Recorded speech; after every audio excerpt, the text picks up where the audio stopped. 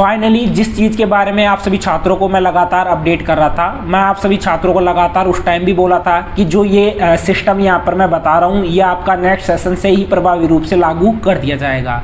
तो फाइनली एक बड़ी यूनिवर्सिटी की तरफ से ऐसी बड़ी अपडेट आ चुकी है और ये घोषित भी हो चुका है। अब यहाँ पर कोई ऐसा नहीं है कि इसको लागू नहीं किया जाएगा, बिल्कुल घोषित हो चुका है। जो ये सेशन है, जो आपका नेक्स्ट सेशन स्टार्ट होने जा रहा है, जो जुलाई अगस्त में स्टार्ट हो जाएगा, उस सेशन से ही उस चीज़ को यानी कि उस पैटर्न को लागू किया जा रहा है। जो कि मैंने आप सभी को बताया था कि जो आपका चॉइस बेस्ड जो क्रेडिट सिस्टम था, जो मैंने आप सभी को बताया भी था, जो CS मैंने आपको बताया था, क्रेडिट सिस्टम यानी CBCS मैंने आपको बताया था, वो सिस्टम फाइनली आप सभी छात्रों के लिए लागू कर दिया है।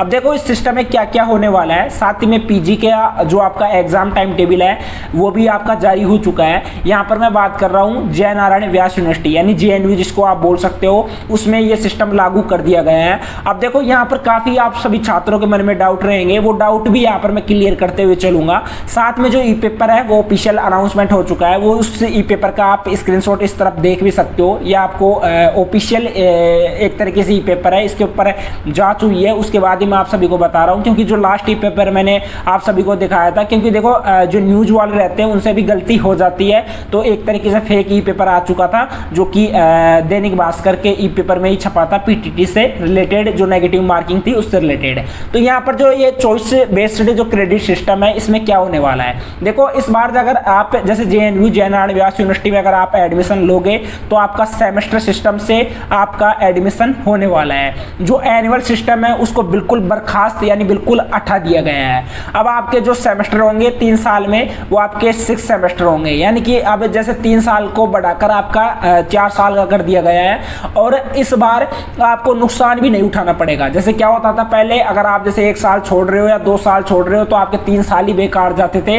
अगर आप दोबारा से पढ़ाई स्टार्ट करते थे तो आपको फर्स्ट ईयर से स्टार्ट करना पड़ता था। लेकिन यहाँ पर एग्जिट एंड एंटर का दोनों का ऑप्शन दिया है। अगर आप फर्स्ट ईयर करने के बाद में भी अगर आप अपनी कॉलेज को या अपनी यूनिवर्सिटी को ड्रॉप करते हो, छोड़ देते हो, कोई भी रीजन हो सकता है, मैं मानता हूँ उस चीज़ को, तो आपको सर्टिफिकेट दिया जाएगा। सेकंड यानी 2 साल करके अगर आप छोड़ते हो तो आपको डिप्लोमा दिया जाएगा। 3 साल करके अगर आप छोड़ते हो तो आपको डिग्री दी जाएगी। अगर आप 4 साल करने के बाद में कंप्लीट करने के बाद में छोड़ते हो तो आपको बैचलर डिग्री दी जाएगी, ऑनर्स की जो डिग्री रहती है वो आपको दी जाएगी, ठीक है। साथ ही में 1 साल का आपका PG रहने वाला है। अब उसी के साथ में और भी आप सभी छात्रों के डाउट रहेंगे कि कुछ स्टूडेंट यहाँ पर ये बोलेंगे कि सर जैसे कोई स्टूडेंट जैसे 12th पास करने के बाद में जैसे JNU में एडमिशन लेता है तो क्या ये सिस्टम JNU में लागू हो रहा है या बाकी अदर यूनिवर्सिटी में भी लागू होगा, तो वो भी मैं क्लियर करूंगा। देखो अगर कोई भी स्टूडेंट फर्स्ट ईयर में जाता है, JNU में एडमिशन लेता है, तो उसका सेमेस्टर सिस्टम में ही एडमिशन होगा, ठीक है, ये चीज़ तो क्लियर है। लेकिन वो स्टूडेंट जो अभी फिलहाल एनुअल से पढ़ाई कर रहे हैं, जिनकी अभी फिलहाल एनुअल से चल रही है, आपकी जैसे BSc हो गई, BBA हो गई, BCA हो गई, BCom हो गई, आपकी एनुअल से चल रही है, आप सेकंड ईयर में हो, फाइनल ईयर में हो, या आप PG प्रीवियस में हो, PG फाइनल ईयर में हो, तो उससे रिलेटेड मैं आपको जल्द ही क्लियर कर दूंगा कि आपके लिए भी, यानी कि जैसे अभी आपका एनुअल चल रहा है तो इस एनुअल को कन्वर्ट करके क्या सेमेस्टर में किया जाएगा, क्या आपका जो ग्रेजुएशन होगा वो एनुअल के साथ में ही होगा, वो मैं आपको जल्दी अपडेट कर दूंगा। इसके लिए आप हमारे टेलीग्राम को जरूर ज्वाइन कर लेना, टेलीग्राम का लिंक डिस्क्रिप्शन बॉक्स में दे रखा है। साथ ही में अगर आप JNU के स्टूडेंट हैं तो आपको मैं क्लियर कर देता हूं, 1 जून से आपके PG के एग्जाम है, MA MSc की स्टार्ट हो रहे हैं और 13 या 12 जून से आपके MCOM के स्टार्ट हो रहे हैं, यानी कि जो एग्जाम है MCOM के वो स्टार्ट हो रहे हैं। बाकी टेलीग्राम पर मैंने ऑलरेडी टाइम टेबल डाल रखा है, टेलीग्राम का लिंक डिस्क्रिप्शन बॉक्स में दे रखा है। अब देखो चॉइस बेस्ड क्रेडिट सिस्टम से आप सभी छात्रों को काफ़ी ज़्यादा फायदा मिलने वाला है।